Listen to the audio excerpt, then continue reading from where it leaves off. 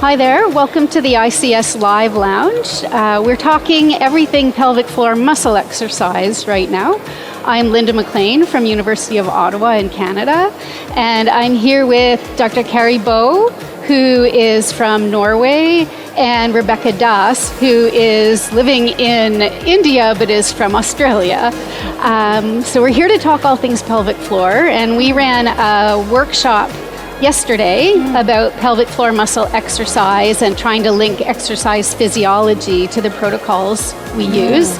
And Kari, I know you've done a lot of work in this area in the past, so I wanted to just open by asking, what drove you to set up protocols the way you've set them up in your research originally? It's been about 25 years since you said that. Even more. Yes. So when I started, I was really looking into what was there, and it was actually Kegel exercises, which is fine, but his early publications are really great, telling about what he's doing, but he didn't follow any exercise science. It was early, it was 1946, 47, 48, 50.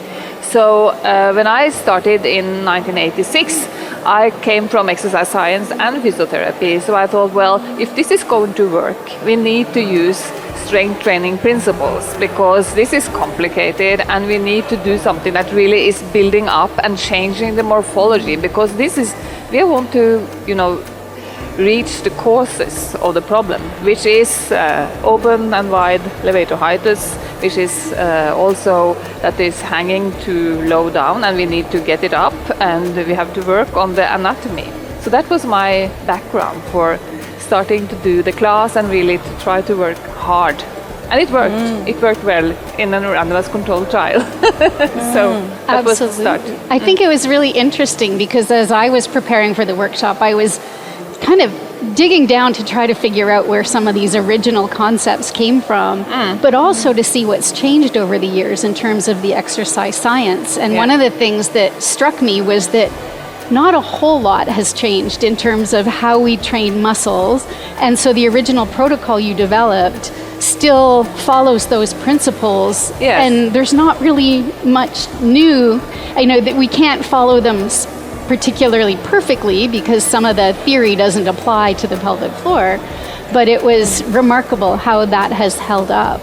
Yes, and I think the latest recommendations from the American College of Sports Medicine is from 2011, and I'm waiting for the update every week, and it doesn't seem to come.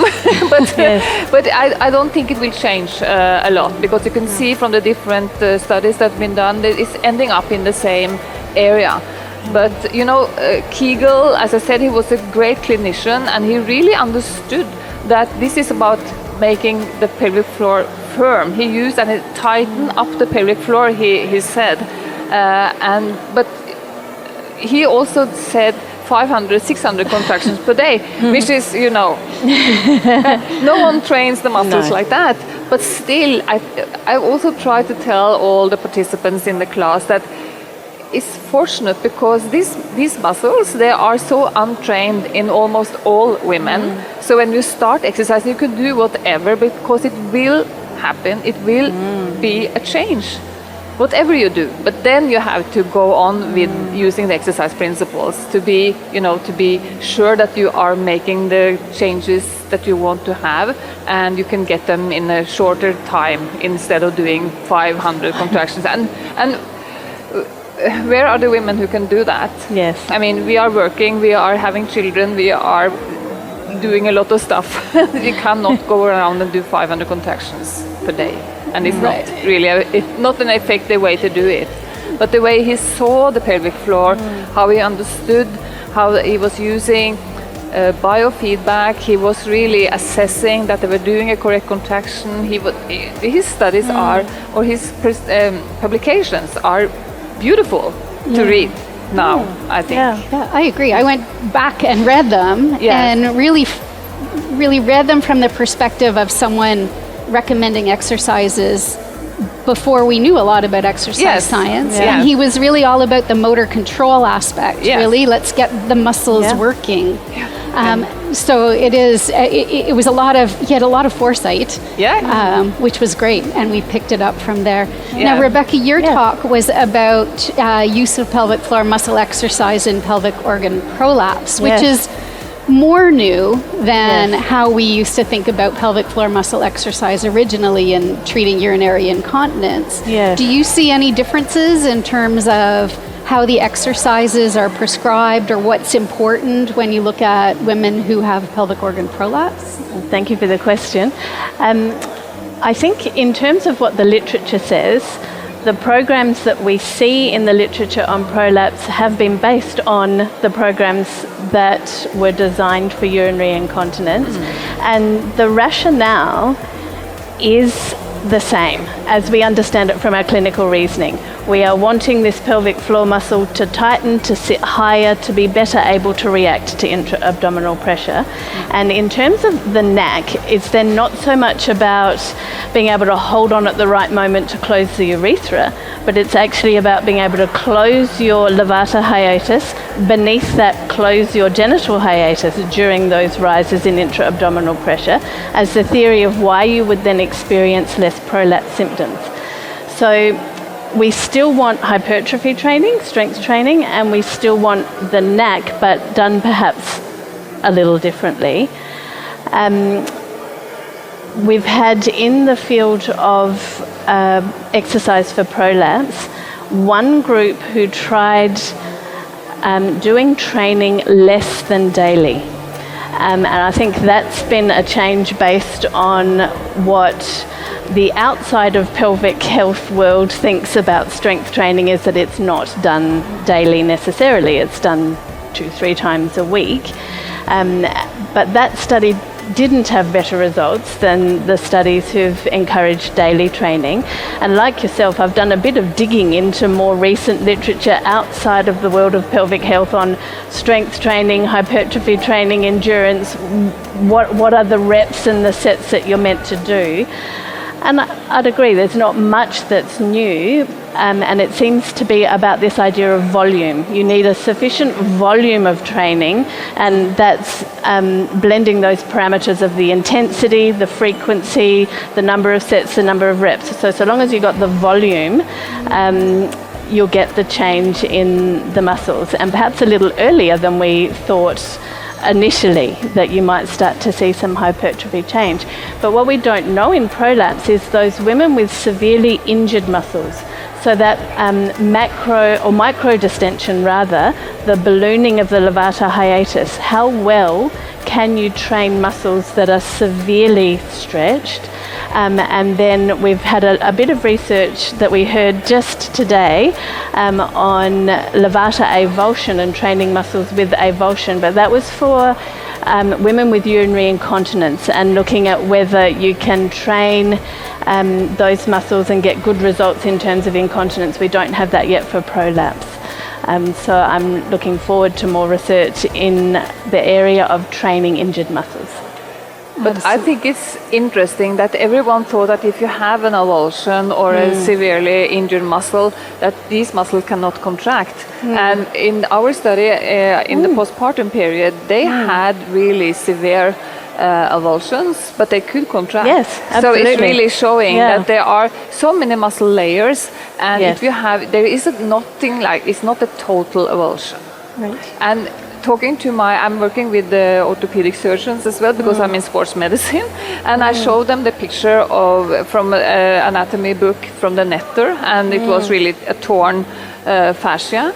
And the gynecologist told me, well, this is, you see, you cannot do anything here with this muscle. And the orthopedic surgeon, he's used to working with physiotherapy, so he said, oh yes, it looks bad, but it won't stay like that. It's going to grow together. It will not be as strong as it used to be, but the only thing you can do is to work with the muscles.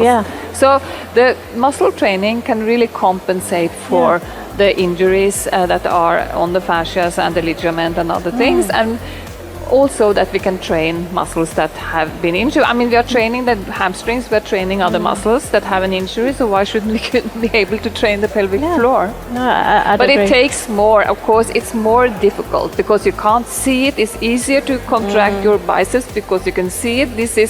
Takes more to teach them, and they have to learn how to do that. And I understand that if you have a big injury, you can be very they report that they get angry. They are headache. Because it's hard to find the muscles and to concentrate, and you get only this little movement instead of like that. It's true. And I think we tend to forget, but our bodies are really clever. So when we've had a muscle tear, no matter where it is in our body, we don't just sit with a loose end. It's going to scar down somewhere, right? And so there will be an attachment there, and we don't know where or how it's going to turn out, but there is going to be an anchor point, and I think you're right. The whole system has so much redundancy built into it that we can also be training everything else that didn't tear. And with that redundancy, it is often enough, which I think is where the literature is showing that avulsion, that the exercises are effective for urinary incontinence and likely effective for prolapse as well. We'll certainly hope so. And I think on that point, as clinicians, a lot of our role with pelvic floor muscle training is to remember that word training on the end and understand that it is a process of training, but also to foster hope in our patients. They're often very angry when they come in with prolapse, with avulsions, when they've maybe had a difficult birth experience and say, nobody ever told me this could happen. And so our ability to show empathy, to foster hope, to help them focus on the things they can change, and the fact that the muscle does contract, and congratulate every little effort that they succeed with, I think is really important as part of the training process, but also that it is a process. It's not a quick fix. I think a lot of patients, certainly where I live and work, come in having been told, the doctor said, "I'll go to the pelvic floor physio, they'll fix you," and come in thinking that one session is going to fix me, and not understand. By the way, you're going to fix yourself. Yes, I don't have a magic wand. You actually have to do some work. And so having them understand that the process for getting enough hypertrophy and then to get the results is necessary. And I think that that's really important, because motivation is key, right? Because no one's going to do exercises if they don't feel like they're going to help. Right? We need hope's important. We need that hope, and we need that for motivation and adherence. And we know that if we don't do the exercises, they're not going to work. But I think it's also very good that we have all this research now, both in prolapse and in stress urinary incontinence, especially, that we can really tell them and motivate them by saying that we have studies showing that up to 80% will be fine by doing this. And I think that's a very important part of the motivation. Absolutely. To tell them that this is not something that we have just talked about and we think it's working, but we have it's been proven really with the worst way of proving anything like an RCT.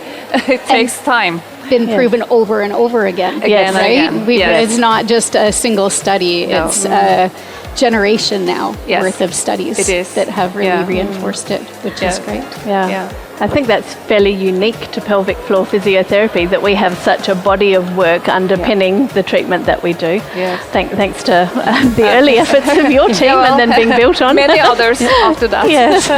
But it was a start. It was. But, when I teach at a university in a regular physiotherapy program, and one of the things I always say is, show me an area of physiotherapy that has stronger evidence than what we have in pelvic health. Because I don't think there is I don't think so either. So that's pretty impressive. All right. Thank you very much. Thank you, Kari Bø and Rebekah Das, for being here. Again, I'm Linda McLean, and this is the ICS Live Lounge.